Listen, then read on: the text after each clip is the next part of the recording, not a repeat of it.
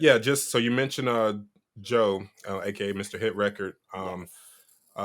And y'all came together for not just this song, but I've seen his name pop up several times. But as far as for Lickorish, can you discuss the process of working together and Yeah. how you both contributed to the song sound and production? Yeah, we've been working with each other for I think like 3 years now. He knows me. He knows the type of beats that I like. I always tell him I want the chucha, which is the funk vibe. So Licorice was like, okay, let's make a more traditional funk. And so he always, when I'm in the studio with him, there's a lot of times where he starts the beat out of scratch, like just starts, cooking up some shizzles. And and then so like I'm there, I'm like vibing, like he goes through like what he wants in the, like the elements that he wants in the beat, and I'm like, oh, I like that one, and like kind of I give like my feedback while he does his thing, but not too much because I let him do what Mr. Hit Record does.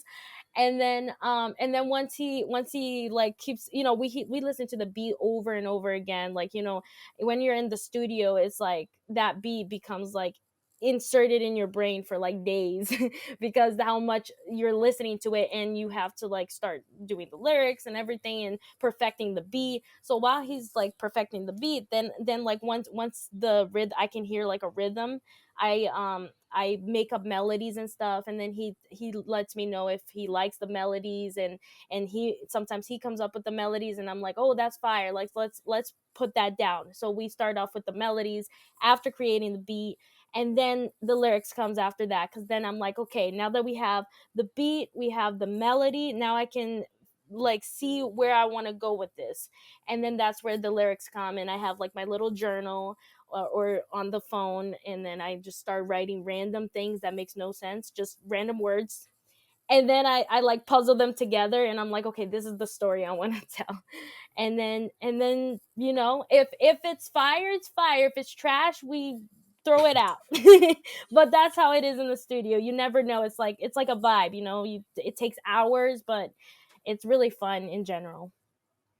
Hey, that's not bad. So I'm assuming there's some pieces of record out there that we'll never get to hear. But because I assume everything you make is fire, so it's Thank no you. trash. Well, So no, in music world, like we always make songs that we're probably never gonna right. release, but I try to like show it to exclusive fans. Like I have an exclusive place where I like to put like my song, like songs that people have never heard before, things like that, so someone can hear it, because I worked hard on some songs that we're never gonna put it out, but it's like someone has to hear it. Exactly. Especially, the fans would be the number one people to want to Yeah, hear that. Yeah. yeah, exactly.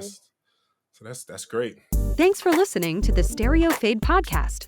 Don't forget to subscribe to the show and check us out on our website, stereofade.com, on Instagram, Facebook, and TikTok at @Stereofade, and on YouTube at @Stereofade Podcast.